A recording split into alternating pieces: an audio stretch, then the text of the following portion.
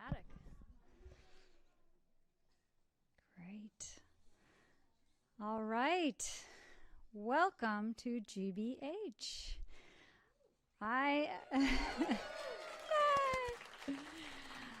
I'm Hillary Wells, executive producer and director of youth media, and we are thrilled, beyond thrilled, to be here tonight to host and celebrate the PBS NewsHour Student Reporting Lab's 2023 Summer Academy Fellows.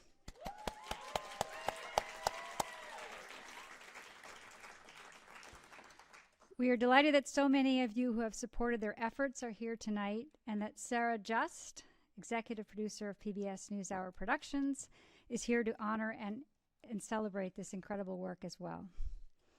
A special thank you to our friends and neighbors at Emerson College's Department of Visual and Media Arts for hosting and supporting the Academy over the past week in their dorms, classrooms, and studios, and to our current and past public media and GBH staff, SRL team members, and teachers from across the country who have provided general support, led sessions, and have served as mentors throughout the week. Academy Fellows, this is your night.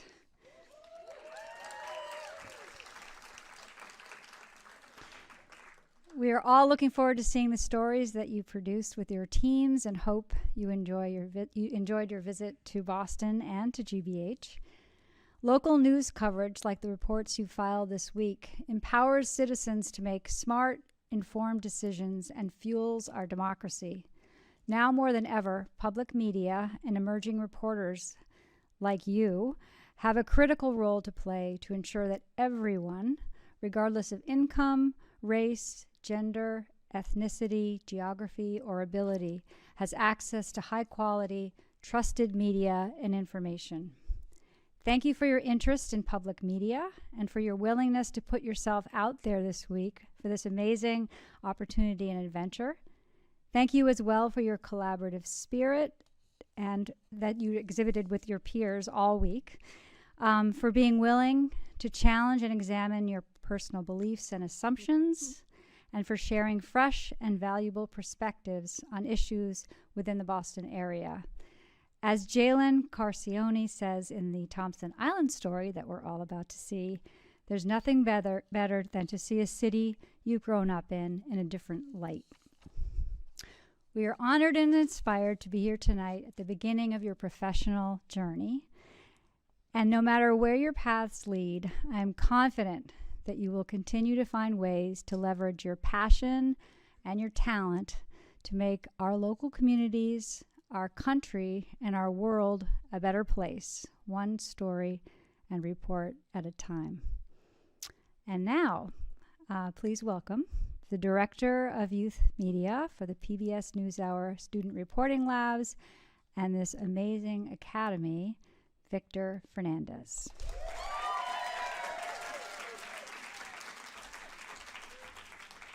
Thank you, Hillary. Whoa, tonight's going to be a great night, and we're so excited that we are going to watch your work on this big screen, and this theater is such an amazing night that we're going to be having tonight. So before we start, if you see, there's 4 chairs here. And so when your video is played, your story is played, after your story is played, fellows, you'll take a seat, and the leaders will come up to the podium.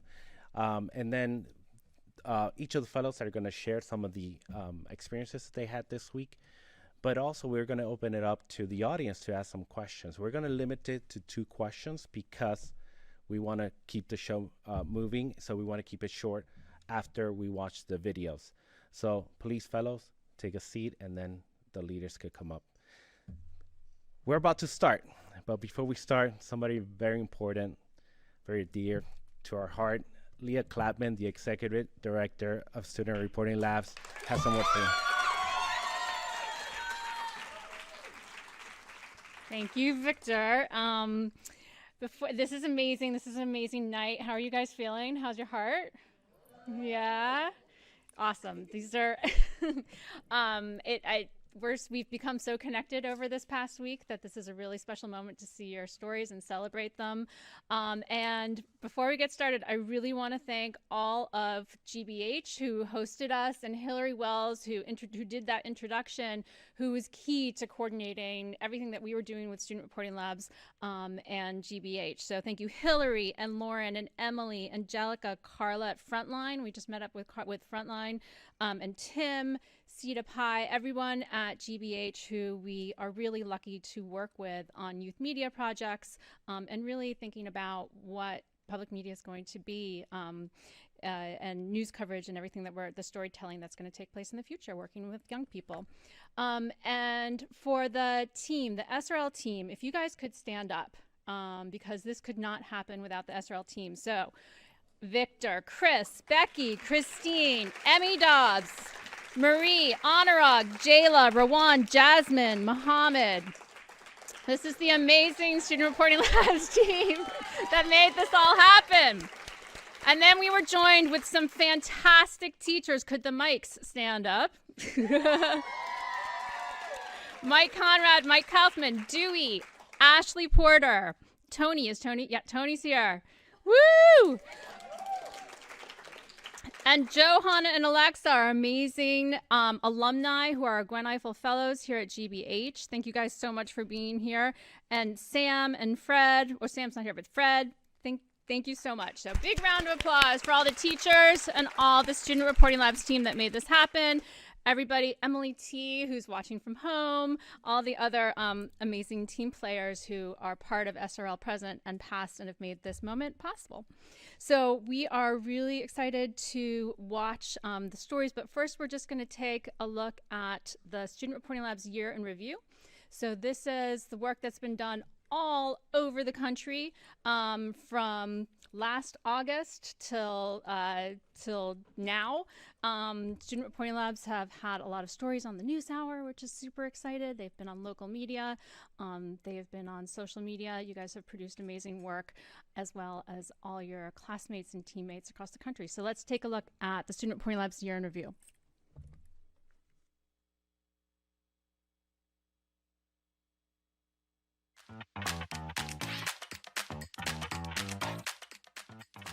Our national network of young reporters, part of our Student Reporting Labs, asked fellow students why they're politically engaged ahead of the midterm elections.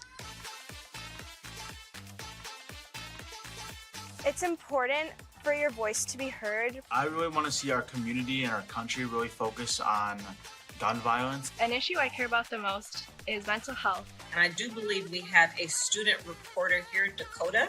Is that you? Yeah. What you got?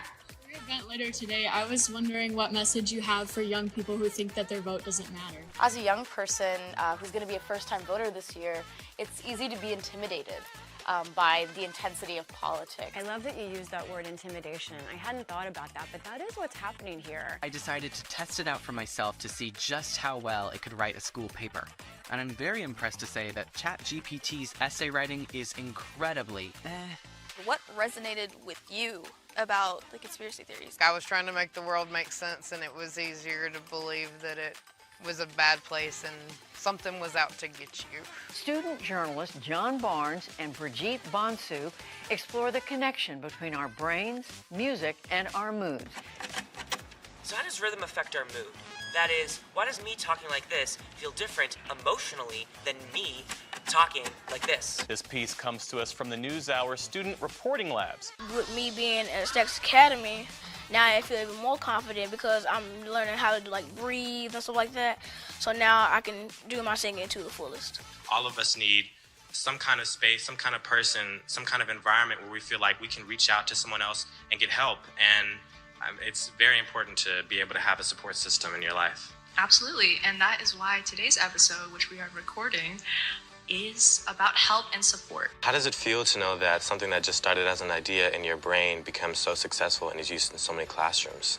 Honestly, it's like a dream world. It doesn't seem real. When you were starting out in the NBA in 2003, what would you tell younger LeBron about mental health? You have to protect that. we want to send our congratulations to the winners of our first Student Journalism Challenge contest.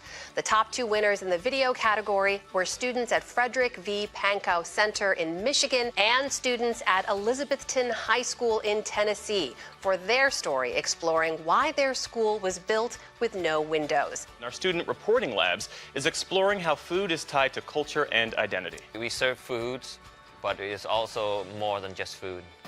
Wow, holy moly. Holy moly. This decadent dish is usually a go-to meal for special occasions. I even remember asking my mom to make it for my birthday one year. Student reporters in Los Angeles recently found themselves in a difficult position. The school administration attempted to censor the student-run newspaper. I'm glad I didn't take it down because now this is a chance for us to get our voice out and make it very clear that student journalist voices are important and they should not be censored. What a courageous bunch of young student journalists. We celebrate that kind of work.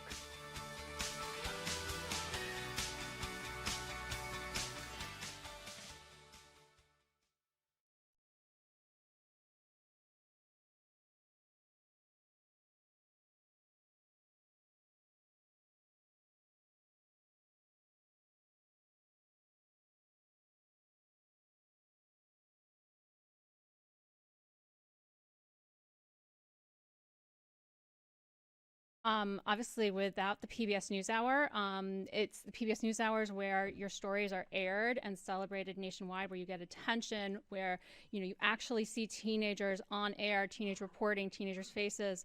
And Sarah Just, the executive producer, is like such a big part of everything that we do because she is arguing for stories. She is, she loves and celebrates the work that Student Reporting Labs is, and she leads the way with examples of the reporting of Amna Nawaz and Jeff Bennett and Judy Woodruff and the whole team at the NewsHour, who are really our North Stars of what great journalism is and brings the core values and the examples that we're all following of journalism. So we're so honored that Sarah's here and has a couple of words before we start watching videos. I'll be very brief. Thank you.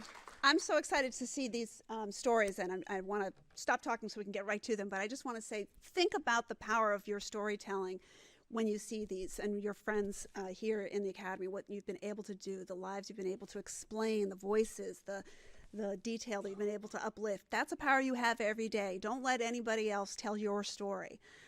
We need your stories in journalism, and if we're going to understand this country and the world we live in. So I hope some of you decide to become journalists, but I hope all of you become critical news consumers, make understanding the world and news a part of your life, and make storytelling a part of your life forever. So thank you.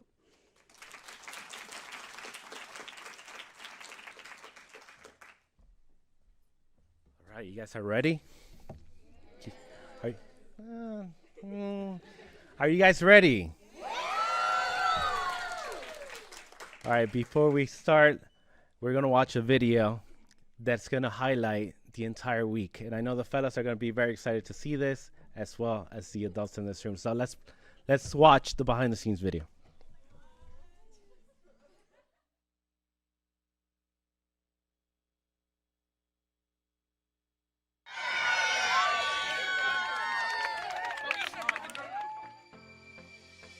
The PBS Student Reporting Labs Academy is a summer program for young, talented high schoolers interested in storytelling and journalism and communication to get hands-on experience with like-minded peers who are just as passionate about storytelling as they are. So just learning how to use cameras, how to use lighting, how to interview people on the spot in person has been super amazing and just a great experience in general.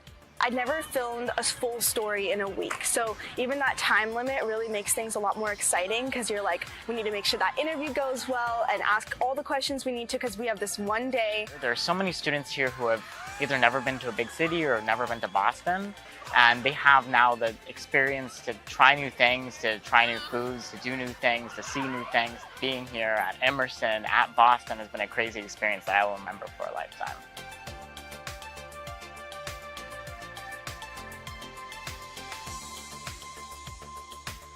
You really just get to learn what like chasing a real story is like, and I think a lot of kids like don't always get that opportunity, so I'm really grateful that I got to do it. When I'm here working with these kids from all over the country, I'm also working with professionals, so I get to learn more nuggets of information that I can take back and be a better teacher to my kids back home. I've learned so much from being here at the Academy, from my mentors to the guest speakers that we've had. Seeing Jeff Bennett, being able to see such an important and inspirational person and just talking like a normal person, giving advice. But I gotta tell you, this has been the highlight of my day. I am so encouraged by the work that you do. It's like all of that meant so much to us, and I feel like those memories and the things that I've learned here at the Academy will truly last a lifetime. Some of them are meeting people from across the country for the first time, and they leave knowing how to talk to other people and to listen to other people. And I think those communication skills become the most important thing to get.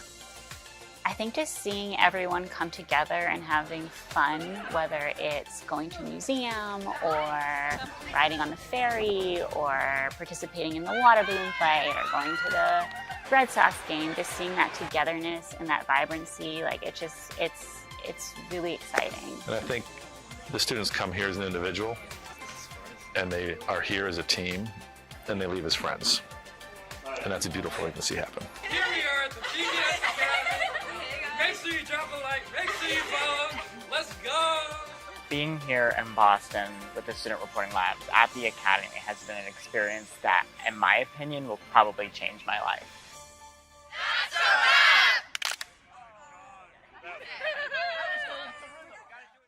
One, two, three.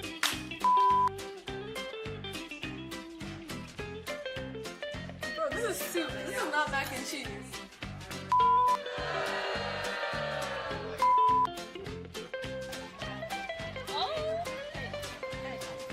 Chair Cabbage Patch. Yes. And see.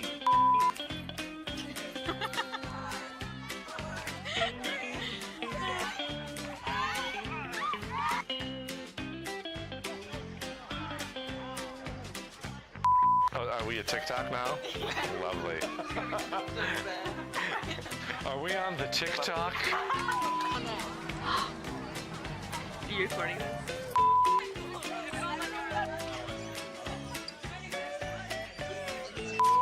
And they were roommates.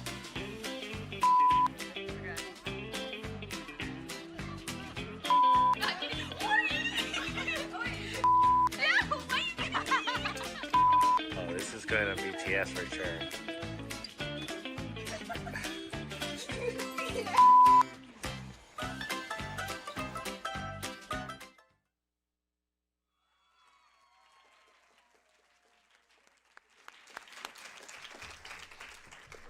Thank you, Alexis and Brianna, and of course, Rowan and Jasmine for leading the behind-the-scenes crew. That's really great work that you guys have done and captured the week perfectly. So thank you very much. Now, let's get started, and let's go on to the first story of the night.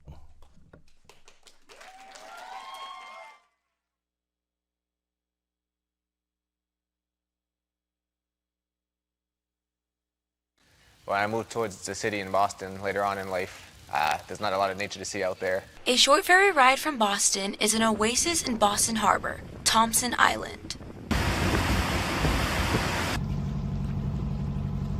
It was shocking for me to know that just 5 minutes from where I lived, there's a whole another planet there, a whole different place I never even knew existed. And for the kids to come out here and just see the pure joy in their face, there's nothing better than it. Jalen Corsione was one of those kids that found joy through the Green Ambassador program. The Green Ambassador program is a 3-year work opportunity. It was just such a big change in my life because I want to serve the same kids that look like me and my family. 14-year-old Morgan was definitely very, very, very nervous to enter into this experience.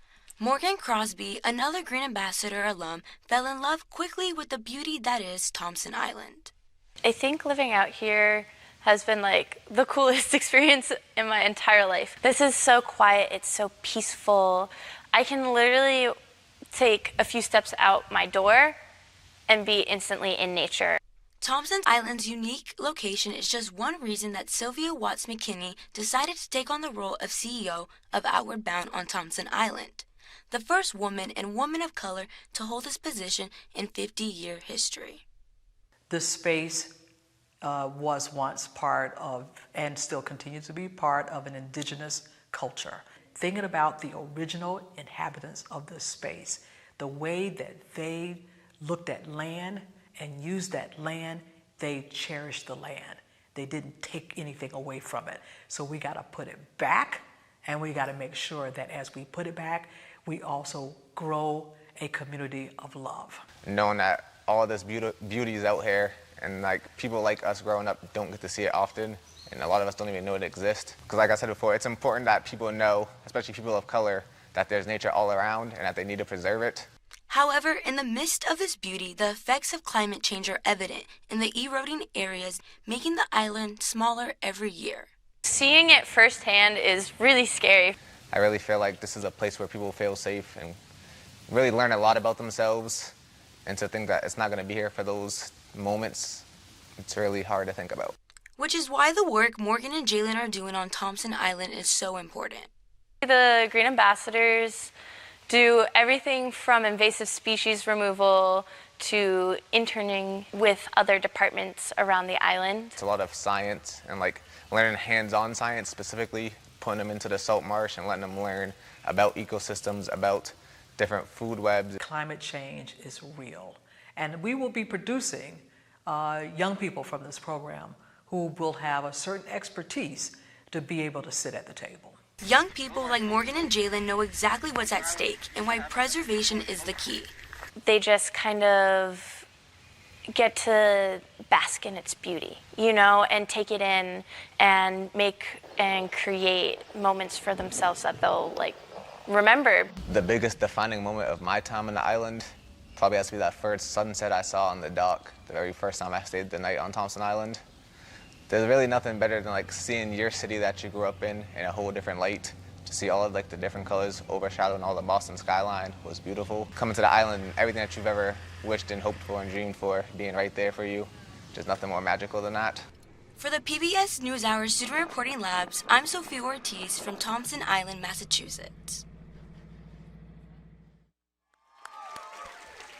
All right, can the group come up?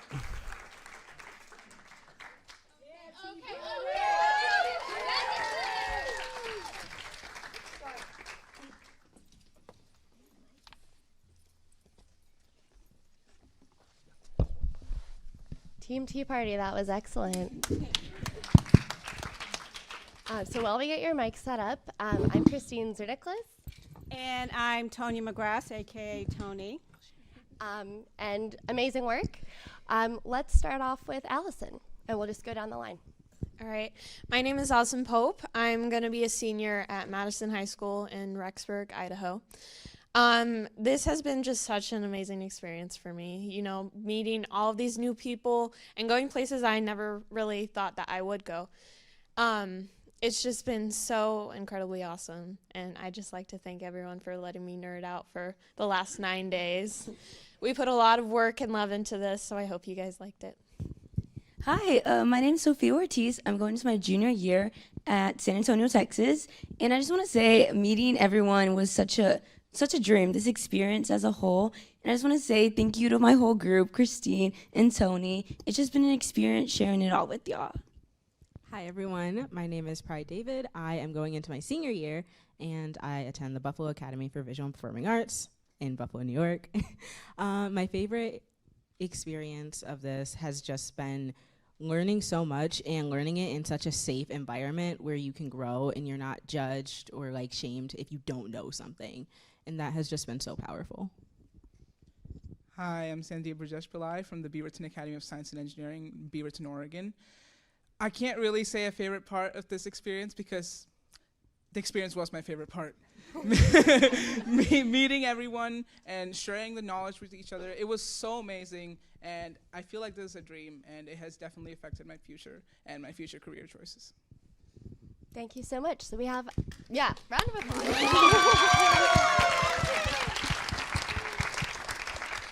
So we do have time for a couple questions. Anyone have a question for any of our excellent Boston Tea Party team members? Any questions? It could be about, yes, go for it. I was wondering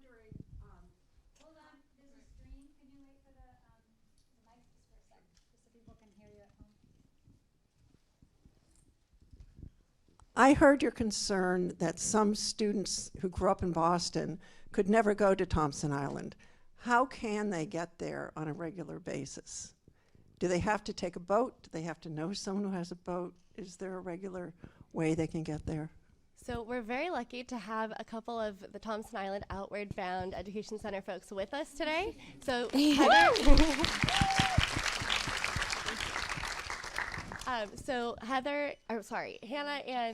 and Jalen are back there, and if you want to talk a little bit more about that later, but it's open to the public on certain weekends in the summer, if I'm right, and then so there's a ferry available, and then they work with the Boston Public School System to work directly with schools to get those students out there, often for years at a time, like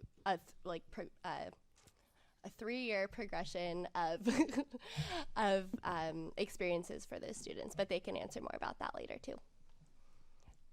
Got that one for you guys. Any questions for our students?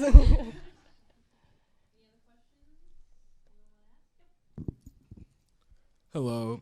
This question is for Sophia. Oh, yes. So what was the process like doing your voiceover? Oh, yes. Great question. So for those that didn't step into the sound booth and had that experience, so starting off with voiceover, we had to script it. And scripting was most challenging, coming up with something that was natural, but also informative and engaging. So going based on that, we just all scripted something that was just informative and engaging, and then took that to the sound booth. It did take a couple of tries, and pronunciation was key on that one, so not being nervous. Took a lot of tries on that, but I had my mentor, Tony, over here helping me by my side on that. So I think just helping and getting feedback, too, was just a great process in that, too, that I will carry on with more voiceovers for sure. So I think that was the whole process. Thank you. So thank you so much, Team Boston Tea Party. You can think about more questions for them. At the end, we're gonna have a few moments for everyone to kind of talk outside. So save those for then, and we'll welcome up the next team. Great, thank you. Let's give a moment so they can find their seats.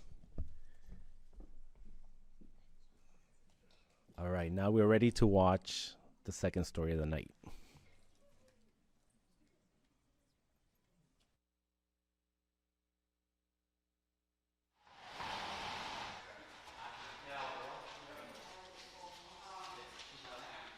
The goal is to bring the exhibit to as many cities in the country as possible so that everybody will have a chance to read and review the history of those men that broke the color barrier into Major League Baseball.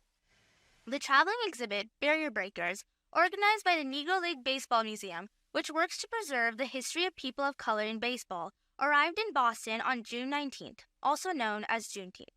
In 1920, the Negro Leagues was formed by dominant pitcher Rube Foster and fellow black club owners in Kansas City, Missouri. It was made up of professional baseball teams consisting of people of color after they were excluded from playing on the highest levels of organized baseball.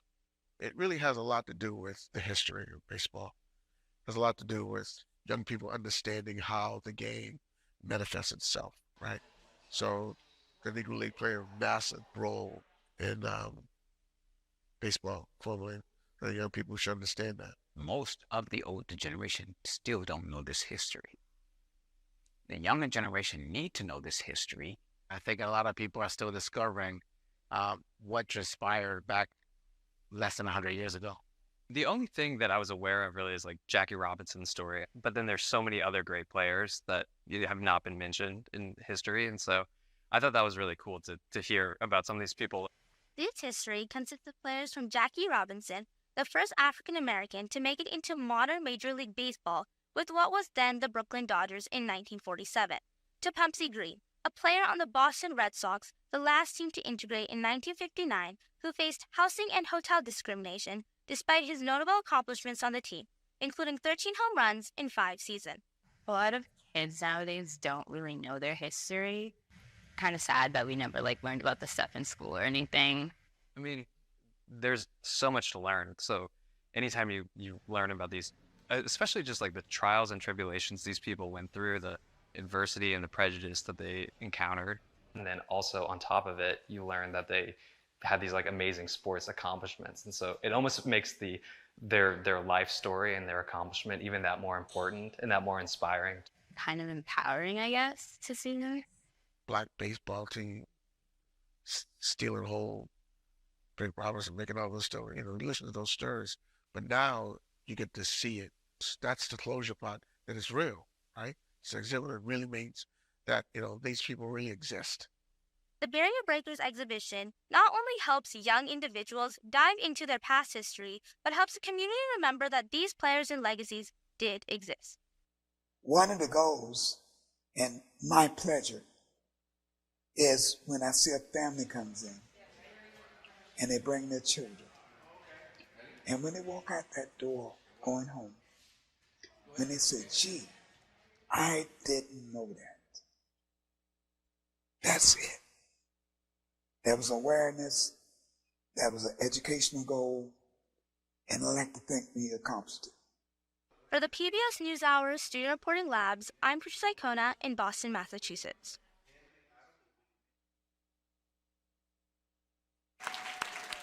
All right, team, please come up.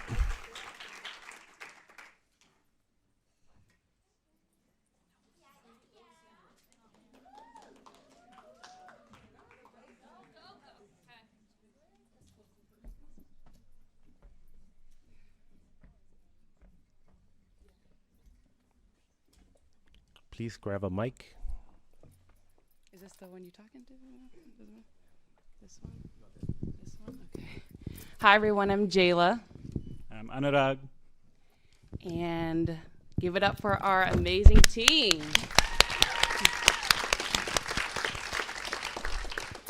Let's start with you, Gabby. Hi, I'm Gabby from Cooper City High from Cooper City, Florida, and I'm going to be a junior next year. And I really loved learning like new ways to do a story and editing and sightseeing. Hi, I'm Kate Roeder from Columbus, Indiana. I go to Columbus North High School, where I will be a senior next year. My favorite part of the academy, and I think the best part of the academy for me, was meeting all these new people and making all these new connections. I really learned how to work with new people and how to work with everyone, and how to collaborate on one big project, which is something I've never had the experience of doing before. So I'm really grateful to the academy for teaching me these new skills. Hey guys, I'm Pooja Saikona. I am going to be a sophomore next year at Frisco High School in Frisco, Texas, which is 20 minutes away from Dallas for the people who don't really know geography, but you know. Yeah, but the things I think I'll take back home with me from the academy is these amazing friendships I've made and skills like operating an expensive camera and not breaking it, to how to stay awake during our midnight editing sessions. Y'all know what I'm talking about. And the knowledge of, you need to pay $322.50 if you're under 15 because of required minor service. Yeah. Hi guys, I'm Aiden Tarek. I'm going to my junior year at Mattoon High School in Mattoon, or as you all have known it for the last 8 days, the middle of nowhere in Illinois. Probably my favorite thing in the academy, and everybody else has said this, has been meeting each and every single one of you. And like the 8 days and the late night talks, let me tell you, you guys are a wild group, okay? But also like learning how to work with you and learning your different experiences and the way you guys view life and hearing just the way you see things has been a real highlight of probably years to come. I've learned so many, skills about leadership and communication and teamwork from all of you, and I've learned from all of you, most of you. I want to thank you and all the staff for a wonderful week. Awesome, guys. Do we have any questions?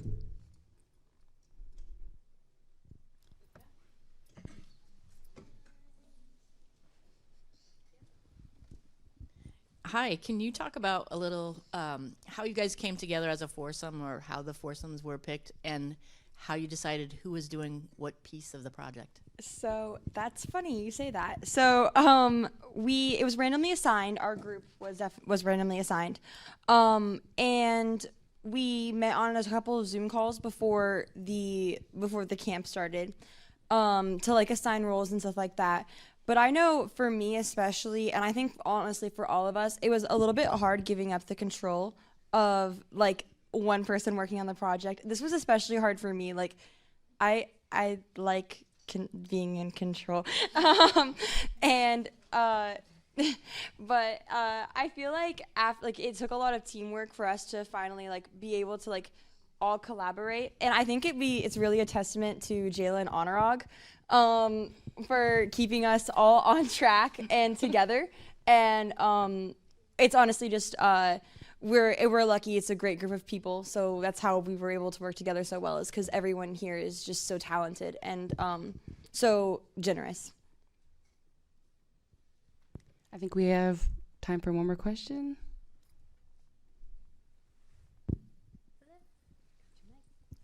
I know this wasn't your original story, so can you talk about like navigating the challenges of pre-production and production, and how you came across this story? So I guess a little bit of background. Our story was supposed to be of like women bike in this program Boston has, and one day we were walking to the park to practice our camera interviewing skills, and we walk by this museum which is like right next door to Emerson, and these people were like, hey, come on in, check out this museum, and we're like, nah, later. They were really excited about our shirts as well. They're like, oh my gosh, it's PBS. We love NewsHour. We watch you every night. Like, they were really excited about it. And then we were walking, to the park, and then Jayla's like, whoa, wait, maybe we should go in. And we did go in, and like it's just the Red Sox advisor was there because they were opening up or something. So we did just an interview like right on like at that time. It was crazy. It was crazy, yeah. Everything was happening so fast, you guys. But and like we had that 1 hour break to practice those, the camera and interviewing skills. We didn't practice, we actually did the interview, but it was an experience for sure. And then I guess with pre-production, we kind of just like went with the flow. So I don't think there was a plan. There was no plan. There was no plan. We just went with the flow. So we got that interview in. We came back to the dorms, and we were like, okay, this is kind of how we're gonna like. We did a lot of research. I'm a stalker, you guys. She was so like, I don't think you understand, guys. Like, she can search someone's name, and the next thing you know, like, she has like their social security number. I'm just that good. She is that good. I'm just that good. No, but where were we? Anyways, it was a very rapid, like, in the moment thing to get that, like, that story. Like, we had no idea that that was gonna happen, and we just got really lucky. Cool.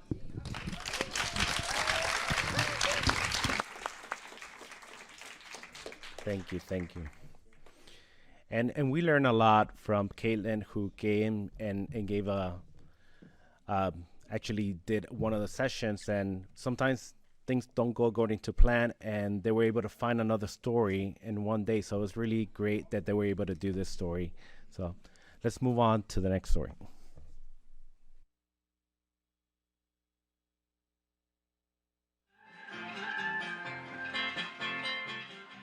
I started this business with $2,000 in my pocket. That was a gamble for me, and I said, I'm going to invest $2,000 to see how it goes. And look at where I am today. Hello, everyone. Welcome to the Beantown Bean Fest. As executive director of the Beantown Bean Fest, Christina Knowles hopes this event will raise money and awareness for the Equalizer Institute, a new initiative of the New England Legal Foundation, which aims to provide pro bono legal support for underrepresented entrepreneurs. So I myself come from a family of entrepreneurs, and I had a first-hand view to how difficult that was. But I also think that at the very basis of it is hope. anyone that enters the world and doesn't have an equal playing field to begin with. The Equalizer Institute wants to ensure that entrepreneurs are able to realize their version of the American dream. Javier Amador Peña is the founder of El Colombiano Coffee, based in Boston. He immigrated to the United States in 1990 and started his business in 2016. I discovered the importance or the presence of the coffee in our community. At some point it hit my mind and I said, this is what I want to do. Karam Tony Tuma is the owner of Fetouche in Arlington, Massachusetts. He immigrated from Aleppo, Syria in 2014 to flee the war. He was a doctor back in Syria and started a real estate business when he came to America, which allowed him to save enough money to live his dream of opening a Mediterranean restaurant. From a country to another country, from a war zone to safe country, from a field to another, it was very tough. I've been in a moment that I don't know what to do. I need to decide. I need to do something. And then, thanks God, like He showed me the way, where to go and what to do. I know people just seeing our banner, seeing our flag, people, whenever they try our food, they keep coming back. So that's a big success. That means our food is delicious and people loved it. And that's the thing that makes me proud for myself, that I can deliver what we have back home in the right way. I didn't know that there were so many bean people. And the fact that they actually came just for this, and it's just a great time. The mix of races and people from different colors, languages coming here to get together and enjoy music and some food. By providing them with pro bono legal services, the Equalizer Institute will be alleviating an enormous cost and a huge barrier to entering the entrepreneurship community. It can be a tough world out there, but I think that the American dream does really exist, and that as long as we are allowing everyone access to it and making it something that's an opportunity for all, I think it's one of the best things about this country. I was doing a farmer's market and this older lady came to me and she bought the coffee because her husband was from Colombia, and he told her that he has never had a coffee like that was similar to the one that he had in Colombia.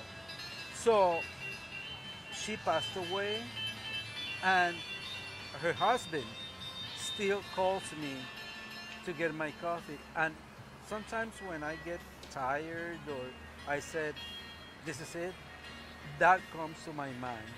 I feel like if I stop doing this, nobody will provide something for him, and that is one of the motivations. For PBS NewsHour Student Reporting Labs, I'm Mahi Jariwala in Boston. All right, please come up.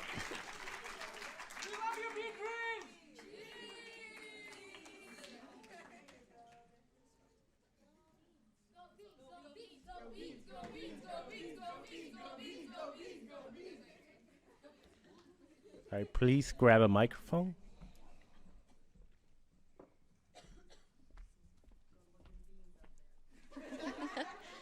Let's give it up for our team, the Bean Dreams. So my name's Becky Wandell. I'm Emily Hope Dopkin. And let's hear from our awesome team. Let's start with you, Rowan. All right. Hi, everyone. My name is Rowan Lilo. I'm from Albuquerque, New Mexico, and I go to Albuquerque School of Excellence.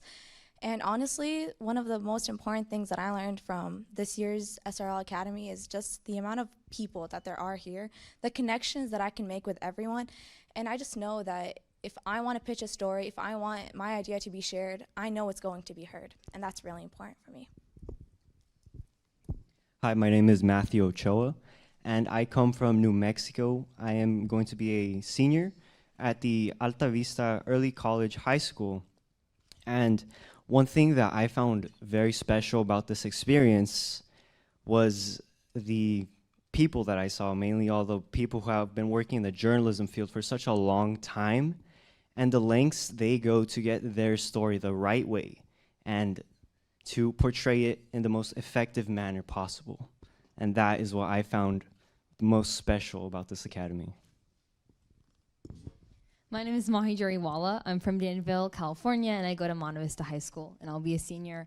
One of the biggest things that I learned at this camp was just the power of listening to people, whether that was my peers that I met, which I'm super excited to continue building relationships with, even as we exit this camp, but even the interviews. And you'll see that a lot of the people that we did interview were not planned, and we just wanted to listen to people and listen to their stories, and that's what true journalism is. It's listening to people, and that's what brings things together. My name is Ani Chikachi. I am going to be a junior at Royal Oak High School from Royal Oak, Michigan. And I learned a lot during this camp, not only about journalism and how much more I can learn about journalism, but I learned a lot about myself, and I learned a lot from other people. And it opened up a whole new world of opportunities and things that I really find more passion in now. And there's so much more I can do now, and I'm really grateful for meeting all these people because I'll take away a lot from this.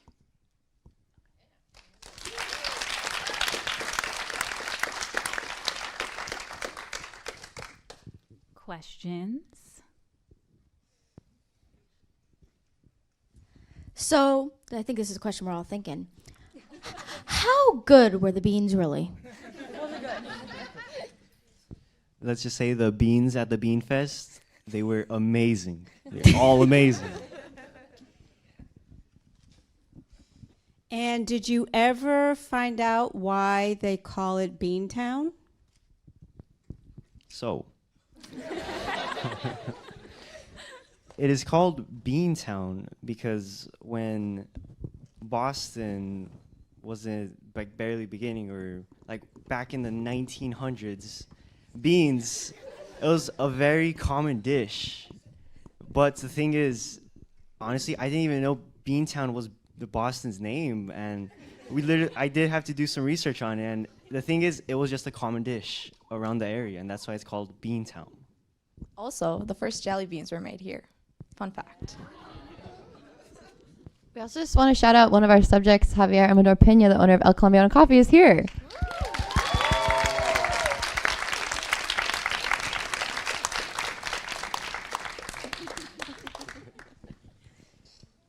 All right. Thank you. All right.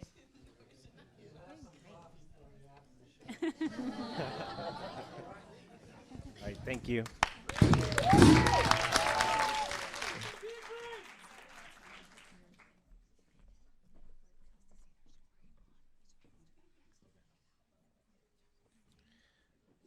All right.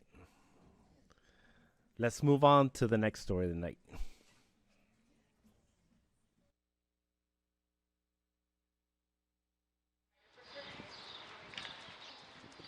It's kind of like something that you put off to the side and you just kind of underestimate yourself and your gut feelings, but then when you really do the research and you find all the facts, it's an injustice.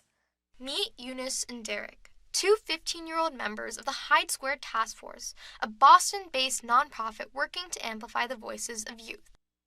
So Ken Tamvik, he's our teacher. He has been involved with us since the start of this project. So I definitely tried to go in and see what their interests are. And so we had a brainstorming session in January of 2023. They wanted to find out more about the effects of inflation on their community, and they came across an article that stated that low-income communities pay more for groceries than higher-income communities. They wanted to put that to the test, so they went to our local Stop and Shop. Later, another group of youth went down to the Stop and Shop in a more affluent neighborhood, and we bought the exact same products down to the same brand. And we found that the total amount that we spent at the Stop and Shop in Jamaica Plain was significantly higher than the Stop and Shop in Dedham. We all thought it was interesting and could be valuable to Stop and Shop. And so I thought for sure they'd say, wow, a group of students, this will be good public relations, we can talk to them about it, we can learn together. Then they answered back to us. They decided to be dismissive. They basically said, with quotation marks, good luck with your project. we got a consensus within our organization, like, yes, we should go to the media. Stop and Shop was being followed by reporters from all over the city, and reporters were saying, are you going to meet with the youth? And they kept saying, we can't comment on that, we can't comment on that. Then the Attorney General called us and said, we want to meet with you. After the media coverage, Stop and Shop agreed to meet with the task force. When asked for a comment, Stop and Shop cited many factors that contribute to different prices. They then referenced their history of opening community initiatives throughout the Boston area. Interestingly enough, the day after the Boston Globe story came out, and it was a big front page headline, they opened up a food pantry and tried to call in the citywide media to cover them. That just happened to be in our neighborhood, just happened to be a couple days after the Globe story came out. The task force is scheduled to meet with Stop and Shop President Gordon Reed in July. We don't want to assume anything because we don't want to throw any accusations around or make any uneducated assumptions about Stop and Shop, which is why we're going to that meeting to hear them out. This issue can affect not just Boston or these two small communities, it can affect everywhere because food equity is an issue that is an all-around world thing. Food equity is equal access to healthy, affordable food to provide for everyone. As the Hyde Square Task Force challenges these issues, they create the space for youth advocacy in their own communities. I really try to get the youth to tell the story from their perspective. And I say, even if it doesn't sound perfect, you're a teen, you're a young person. People want to hear your story. They don't want to hear your interpretation of an adult story. They want to hear it from your perspective. Your voice matters more than you think, and just because you're facing perhaps a big corporation like we are right now, it does not mean that we just have to stand down and do nothing. Being part of Hyde Square Task Force has helped me see community issues in a way that I haven't seen before and helped me believe that I myself can help make those changes that I want to see in the community. They actually had more insight into how Stop and Shop was going to react than us adults did. My name is Eunice Yo-Yo, and I am 15 years old. My name is Derek Medina, and I am 15 years old. For the PBS NewsHour Student Reporting Labs, I'm Shriya Talapragada in Boston, Massachusetts. All right, group, please come up.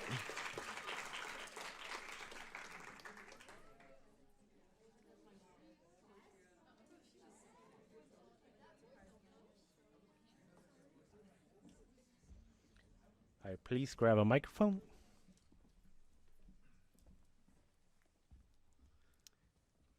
Hi, I'm Chris Schwam, and I'm Mike Conrad, also Conrad. This is Team No Name.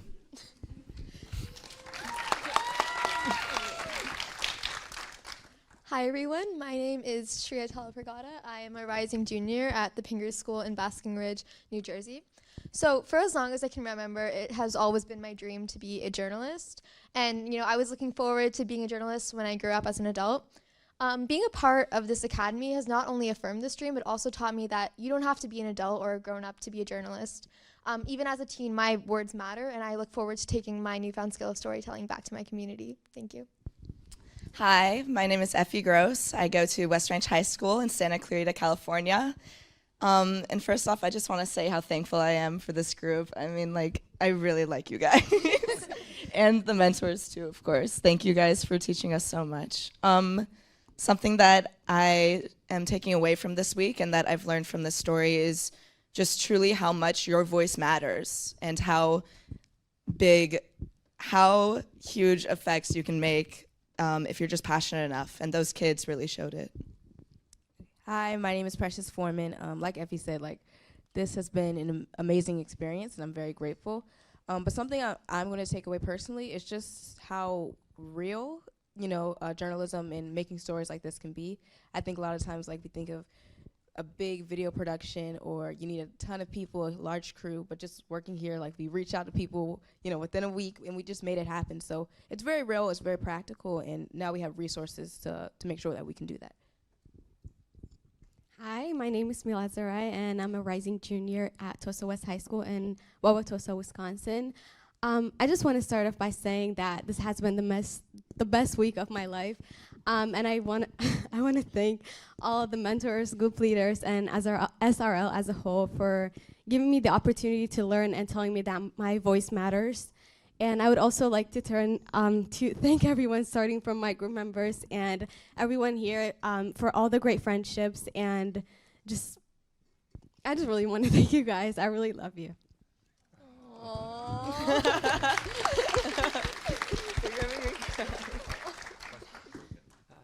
Do you have any questions for this incredible team?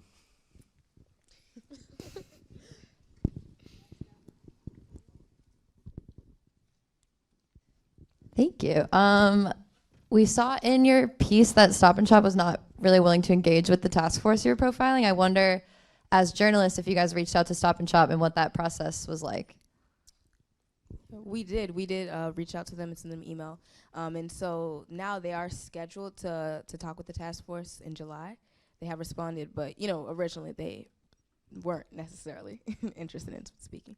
Yeah, also I think something that has just been so interesting in our story is that it was really like the two young people that we profiled. They were the ones who were able to get this corporation to respond. So originally Stop and Shop was not responding to them, but as they, received more media attention, Stop and Shop is actually, like, the president of Stop and Shop is meeting with them in July, and Stop and Shop also gave us a comment that was mentioned in the video. So I thought that's so cool, and it's really a testament to the power of the youth voices.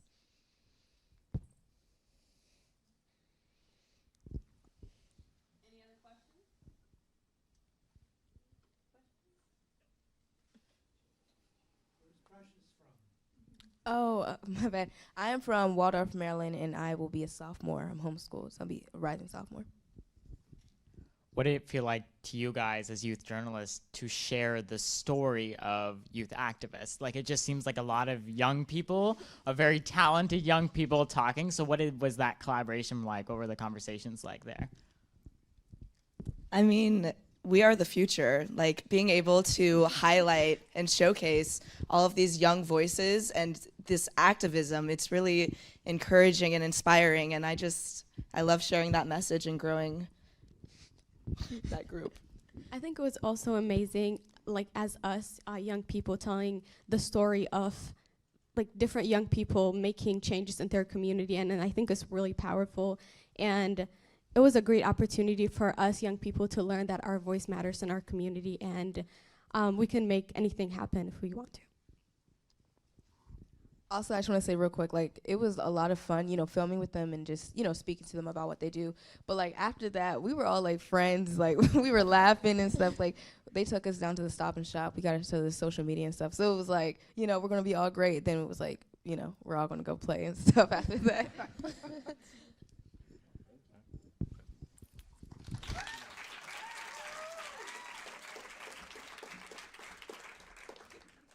Great. All right, so let's go to the next story of the night.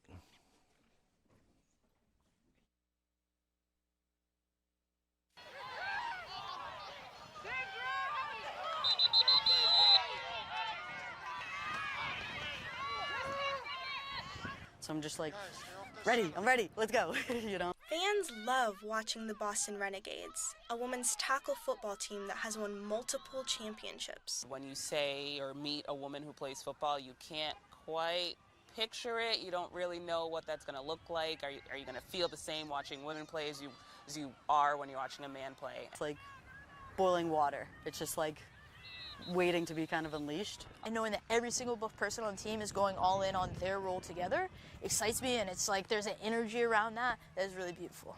I know that playing or sport in general as a woman, comes with some challenges. So can you name some of those challenges that you face day to day?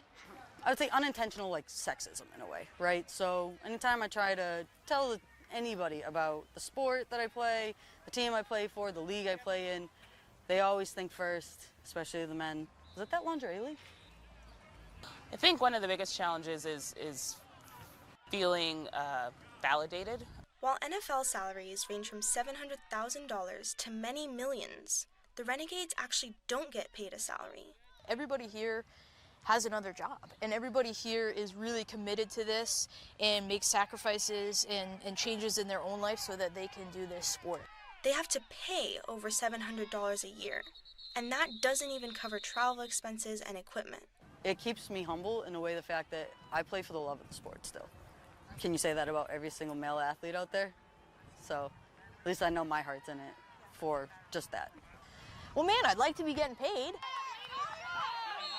There's not as many resources, even from the time we're really little, and so to overcome that and continue to play and to prioritize being an athlete, even when it's maybe not the easiest path. Women's sports in general has a lot of great momentum behind it. And I think it's going to take people continuing to show up and have fun and love and embrace their love and passion for the game. And so just do that and enjoy it and enjoy the journey. All right, yeah, let's go hit some people today. Nicely, because they're our teammates. We don't want to hurt each other, but, let's go hit somebody. For PBS NewsHour Student Reporting Labs, I'm Sarah Youssef in Boston.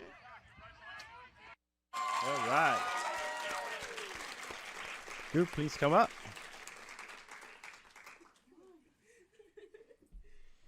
As you sit, grab one of the microphones.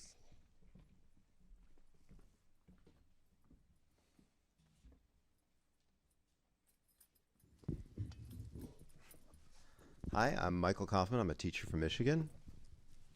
Hey, it's Leah, my wonderful partner, Michael. All right. And these girls are, and boy, are this that's is really teamed what he is. because girls are players too. Sorry, you want to start us off? Sure. So I'm Sarah Youssef. I go to Westview High School in San Diego, California. And wow, this has been really an amazing week. I've been looking forward to this week for so many months, and it's honestly exceeded my expectations, and I promise you I've dreamt about this day. I'm so thankful for everyone I've met and thankful for all the mentors and everyone that put this together, because I know it's not easy. Thank you so much to all the Renegades for being such amazing and inspiring women. It's honestly just such a dream to be able to meet you and to showcase what you guys have done. So thank you. I'm Angie Twombly. I'm a rising senior at Omaha North High School. Go Vikings. And I'd say with all of this, like everyone else has been saying, this is just really a dream come true. I never thought I'd have the power to say I've done something like this, and honestly being a journalist at this age is absolutely amazing, and having the opportunity to do this. I'd also want to thank literally everybody here, Leah, Kaufman, Sarah, Keely, Sean. You guys are all amazing. Hi, I'm Keely Crawford. I'm a rising junior from Edmond North. So ever since COVID 2020, I've just been obsessed with journalism. COVID really messed me up. I watched a lot of news, guys. Everything going on politically, plus, obviously the pandemic. And the fact that I'm with PBS now and have in the academy with them and getting to meet all of these young journalists like you guys, I love you guys. It's just been an amazing experience. And I just got put in one of the best teams ever. Guys, this past week with you guys it's been amazing. And Leah and Kaufman, thank you guys for every single thing that you do. And from going on the ground and getting the best shots that we could get and editing for literally hours and going through hours of B-roll, it's been an amazing experience. So thank you guys. Hey, I'm Sean McCarthy. Is it on? Is it on? Hey, I am Sean McCarthy. I go to Kensington High School. I'm a rising senior in Philadelphia, Pennsylvania. And I think my team has said everything that I could say. They said everything that I could say, but better. So, yeah. I'd also like to add, I didn't realize how much sleep can affect your day, but this academy has taught me that you can really run on 2 hours of sleep. So, Any questions? Come on, guys, you have to have something. I have a question for the Renegades. How did it feel to see the story that we met you guys? We produced the story. How did it feel to see it?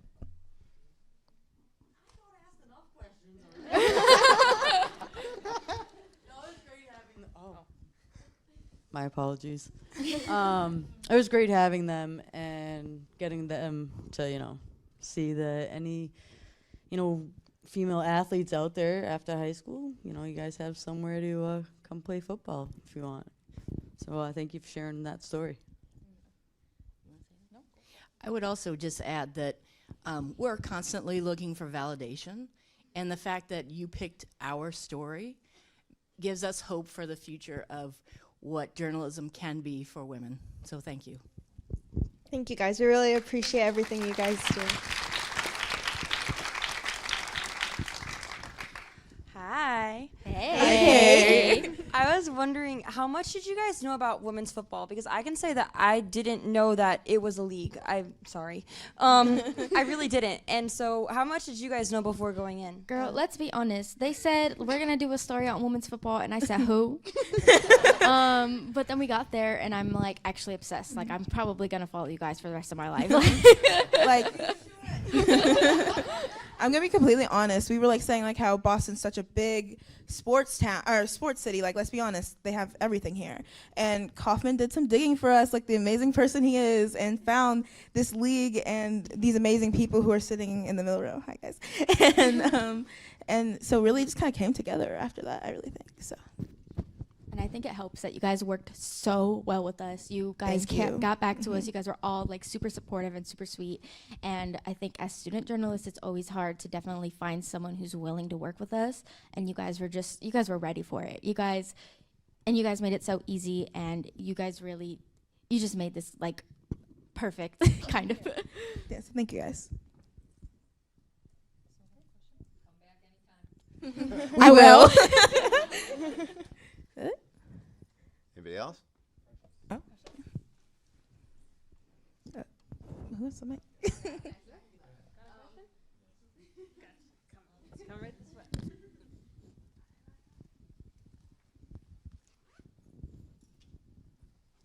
Okay, I'll stand up. Hi, like it was said, I'm Precious Foreman, but I just wanted to ask, like, where can we watch? Like, is there any type of, league or like live stream that we can watch you guys' games or anything? Yeah, it is live streamed. We can send the info everywhere. The championship will also be on ESPN, so that's ESPN 2! Tune in, baby! So, yeah. I would just like to say, we did it better. But yeah, please go watch them. They are amazing, and they play some really good football, guys. Like, y'all saw that footage? And they have militiamen. Yeah, and they have the militiamen. It's an amazing experience. Go to one of their games, too. We also have a young woman who's 22 that works with Craft Sports and Entertainment. That's our social media director. So we really believe in the youth movement, and you guys should check out all of our social media and the stuff that we're doing. And these guys are involved with it as well. And so check us out. Follow us. So you can support us in a lot of different ways just by continuing to tell our stories and to tell people about who we are. So thank you. Go Renegades! Woo!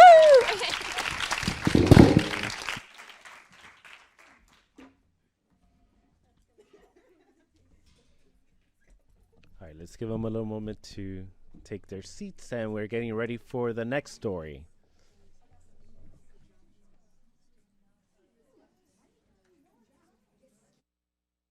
I think lighthouses are magical because, it's just something mysterious about it. This is Nobska Lighthouse, located on Cape Cod in Massachusetts. It is one of 6 lighthouses the federal government is giving away this year to nonprofits and other government entities. I fell in love with lighthouses probably after I moved here to Cape Cod. It's comforting to see the light, especially in the fog like we have this morning. You're out there in a boat, you know where you're at. Ben Carnavelli is a local historian who wrote a book about Nobska Lighthouse during his time as a tour guide here. I'm very delighted because to have a lighthouse in my hometown, I think it's very cool. So it's part of the community. You'll see people coming up here throughout the course of the day just to stop and watch the sun rise or watch the sun set. There's been many celebrations up here of weddings, of deaths, of engagements. Lighthouses are now popular tourist attractions. They have become less relevant to keeping sailors safe because of GPS technology. But for centuries, Cape Cod was a very hazardous place. There were over 3,000 shipwrecks in the past 300 years. I suppose you need to go way back to the 1700s. They were extremely important. There were many overwhelming amount of shipwrecks along the eastern coastline. In his first book, Carnavelli details how Nopska lighthouse keepers helped to save over 300 lives since it was first built in 1829. This is where the lighthouse keepers used to do most of their work. You never know who you're going to meet. You never know who is interested in this sort of thing. In an effort to preserve the history, nonprofit organizations like Friends of Nopska Light are applying to take ownership from the federal government. This belongs to Americans. It belongs to the world. The beauty, the history, the knowledge, the fact that, this lighthouse saved so many lives in its history is part of their culture. I think the most important thing to me is a lighthouse is a symbol of safety and strength. Or if we forget to tell that story to the future generations, it'll be lost. For the PBS NewsHour Student Reporting Labs, I'm Aiden Booker in Falmouth, Massachusetts.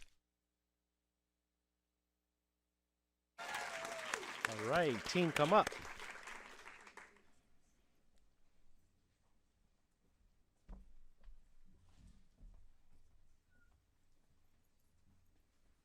Hi, I'm Marie Cusick.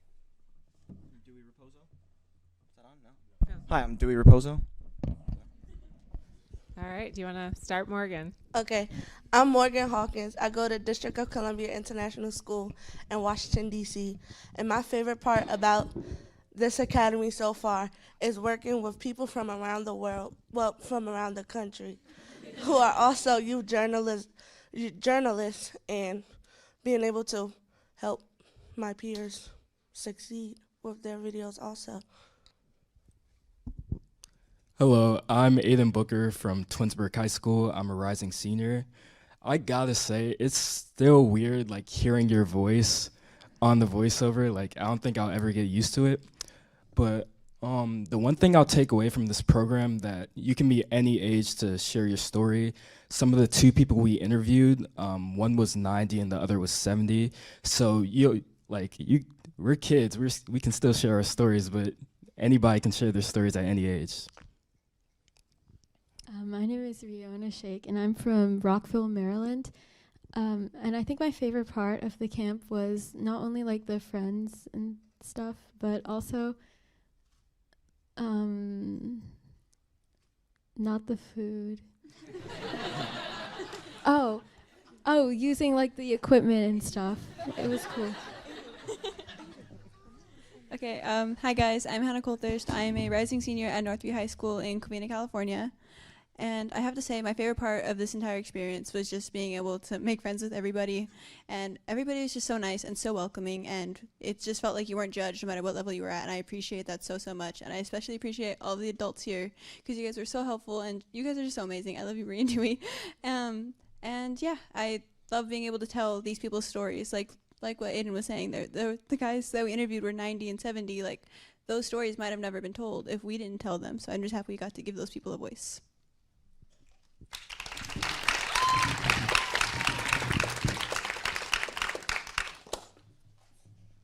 Questions?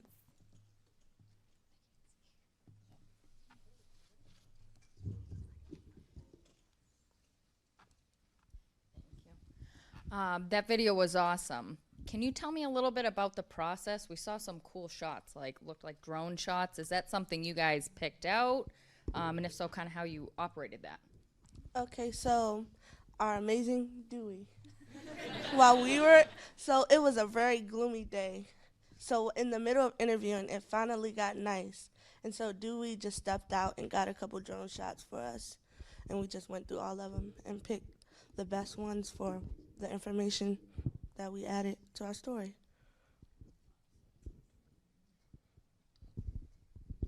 I will say there was this one part where I had to get down close to the ocean and stuff. So I had to step over a ton of rocks and just a bunch of random stuff on the ground just to get that good shot. But anything for that B-roll.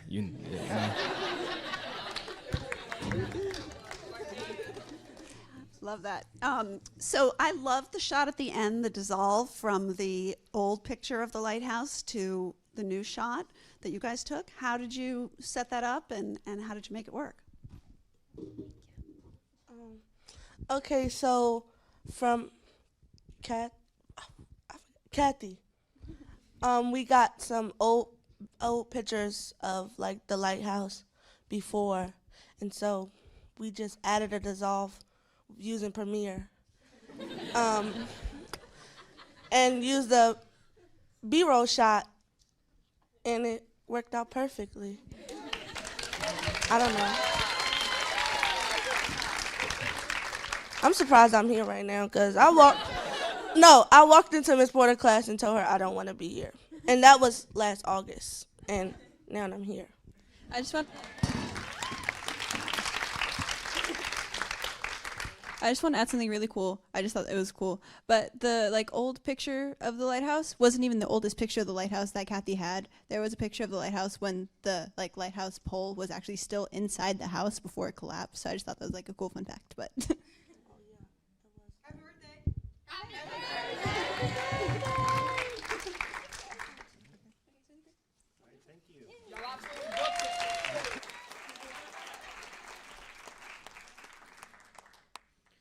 All right, we have come to the last story of the night.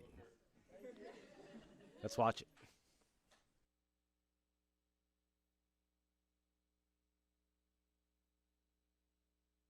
First got in trouble, it was like, no, you're gonna go to an adult jail. And I'm like, well, I'm 17 years old, so it's like I didn't know how that really worked. When Corey Milton was arrested, he thought he would go to the Department of Youth Services, the juvenile justice agency in Massachusetts, which prioritizes rehabilitation over punishment. Instead, at age 17, he was tried as an adult, which focuses less on rehabilitation and in some cases can lead to incarceration and an adult criminal record. But I was still able to graduate high school. I still wanted to focus, so I wanted to go to college. Even after I graduated and started working with youth, it's like it's never too late for yourself, and you can never give up on yourself. We met Taquari on his first day as the program coordinator for the Center for Teen Empowerment in Boston's Roxbury neighborhood. In this job, he'll empower youth to address issues in their community. Teen Empowerment helps out with that for the youth. So when they're 13, help them professionally get themselves together, so by the time they're 15 or 18, they have some type of idea what they want to do for themselves versus being sucked into the street. According to recent data, almost 500,000 juveniles were arrested nationwide in 2020. The juvenile system is more rehabilitative than the adult system, but it's still very much court. You get a court record, which can further impact your life. You can be placed on probation. Ultimately, if you don't follow the edict of the court, you can be incarcerated. Furthermore, nearly half of U.S. states do not have a minimum age for when children can be processed through juvenile courts. I had the experience of sitting in a court with a 7-year-old child with an action figure next to me. That felt wrong on every single level. The nonprofit group Citizens for Juvenile Justice helped pass a bill in the Massachusetts State House to raise the minimum age for prosecution to 12. Across the country, lawmakers are actively debating how old a child must be to stand in juvenile court, as well as the maximum age before someone must be charged as an adult. I couldn't imagine someone just drawing a line in the middle of a classroom and saying, okay, for those of you whose birthday is over here and you're still 16, we're going to put you in a juvenile system, but on this side of the classroom where you've turned 17, we're going to grab you and put you in an adult system. So if I could close on any message, it's trust our young people, believe in young people, don't ever give up on young people. And Taquari isn't giving up on that future through his work for the Center for Teen Empowerment or through his own family. I'll try to make a difference for my son versus what was being brought to me. Is always being his support and making sure that he knows that I'm there for him, because that's really needed. For the PBS NewsHour Student Reporting Labs, I'm Hayden U. Anderson in Boston. All right, team, please come up.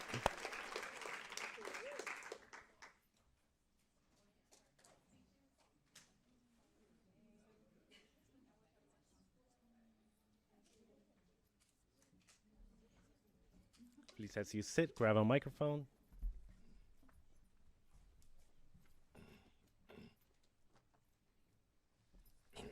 Is it on? I'm Mohammed Pasha from Washington, D.C. And I'm Ashley Porter, also from Washington, D.C. And these are our amazing students. Okay, I'm Maria Witcher. I go to Cass Technical High School in Detroit, Michigan. And this trip has been a trip on its own. I don't know if there's like a word to describe it. On this trip, I really learned journalism is a real job. Like, it can really be stressful, but it was really fun. You know, my group was like my favorite part, probably. Like, they're all really cool. Like, they're real good workers, but they're full of personality. Like, here Anastasia and Hayden like go back and forth. The whole trip was like my highlight. And Justin waking up at 11. Ashley laughing every time I say that's so real, and Muhammad like singing a song after he bites and eats his food. It was all like really fun to like just be here with this group. So I think like the group was like the highlight for me. Hi, my name is Justin Koulis. I'm from Eagle, Colorado, and I go to Eagle Valley High School. And it's hard to say what my favorite moment was, but I guess it was just the trial of this. You know, before we had interviews set up with this whole organization that fell apart on like Friday, so we had to adapt. We had to figure out a new way of doing things, and that was great. So being able to adapt and work hard so that way we could get the story done was amazing, and I'm really proud of the work we did here today, and yeah, I'm never going to forget this. Hi, my name is Hayden U. Anderson. I am a graduating senior. My graduation was yesterday, actually, from Chief South High School in Seattle, Washington.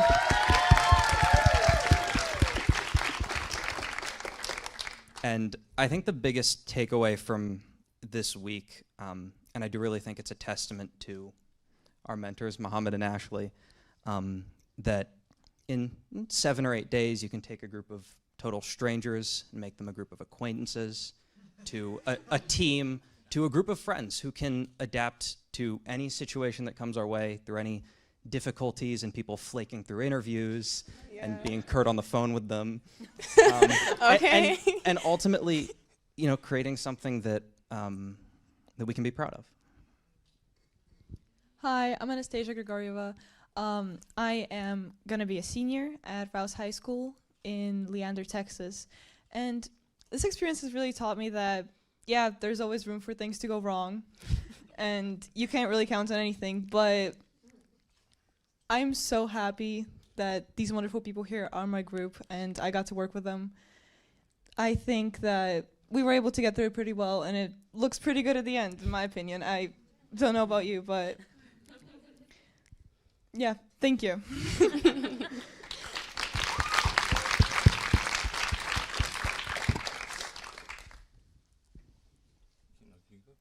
I was just asking if anyone has questions. Can I be selfish? I want to ask the first question. Can I ask the first question? So to give you guys some background, we shot like 6 interviews. We had a lot of duds. A lot of people flaked on us, like y'all said. Maria got hung up on in the middle of a phone call. She got blocked. A lot of things happened. So you guys didn't understand, like, we called our team name It's Not Funny, but if we were to rename it, it'd be something about how persistent you guys are and just not giving up. Yeah. So I want to ask you guys, throughout all this, you know, like we were shooting our last footage yesterday in the middle of the day. Everybody else was pretty much done then. So how did you guys stay persistent and stay so happy and crazy and joyful throughout the whole experience?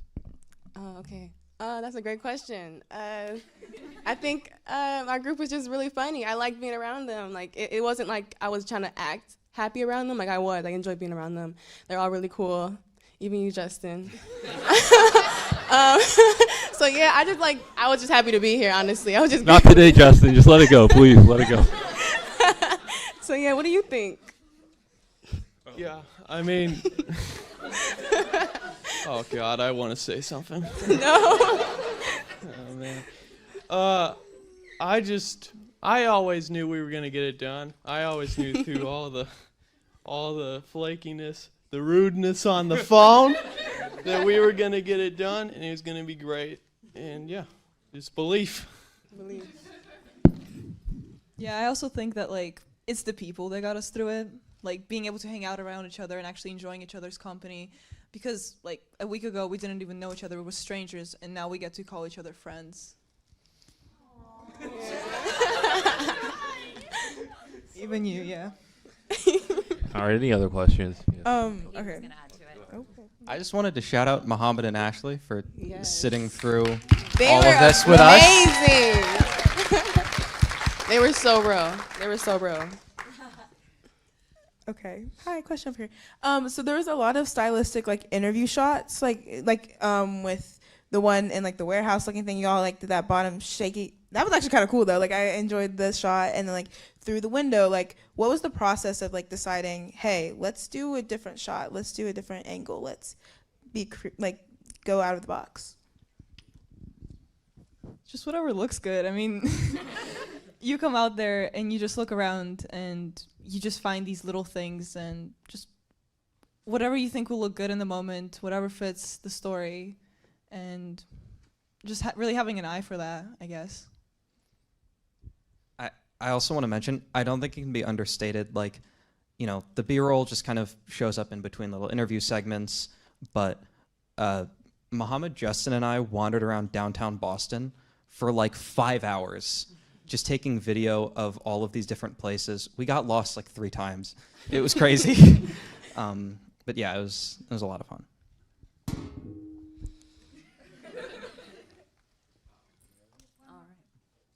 Not really a question. It's more so just like something that I noticed. I was interviewed for Thompson Island on the first video. Hello, everybody. But I just wanted to say the impact that you guys made. I came here just expecting to see me in my video, but Taquari, who you just was in that video, is the father of my nephew. Really? And Oh I didn't know that he would be in this video Yeah. or like what he does. Uh-huh. So it's so amazing to hear his story because of you guys. Like y'all brought his story to me. Who he's a part of my family, and to see that, it's amazing. Well, So he thank didn't you know, guys. so Maria, please tell him the story of how we interviewed Taquari. Oh my gosh. So Maria just being a great outreach person.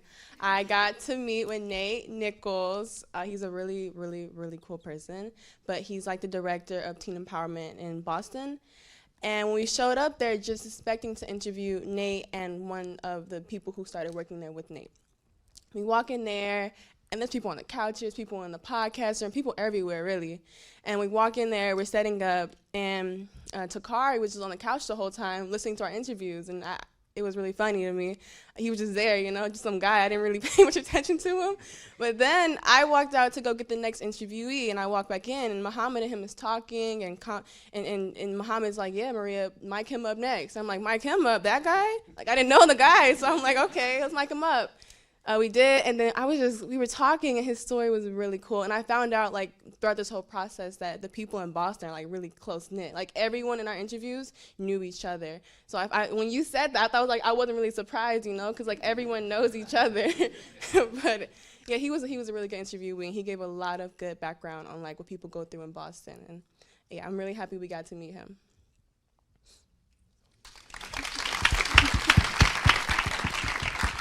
All right, so before we leave,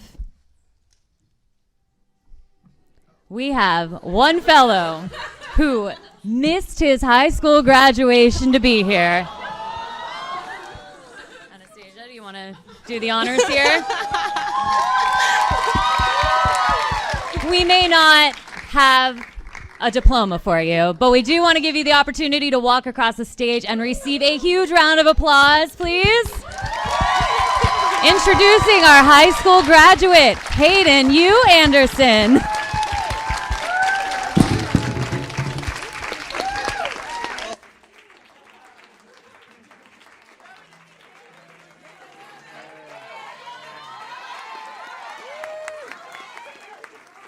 Throw your hat, Hayden.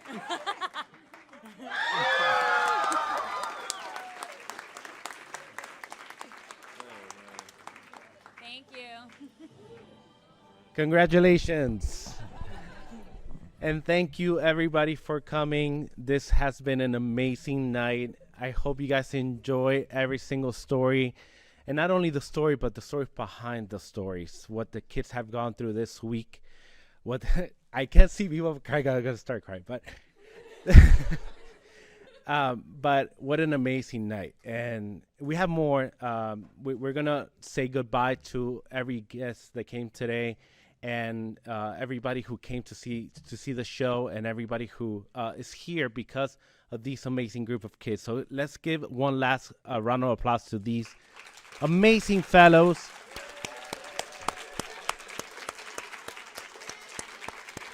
Thank you. Thank you for coming.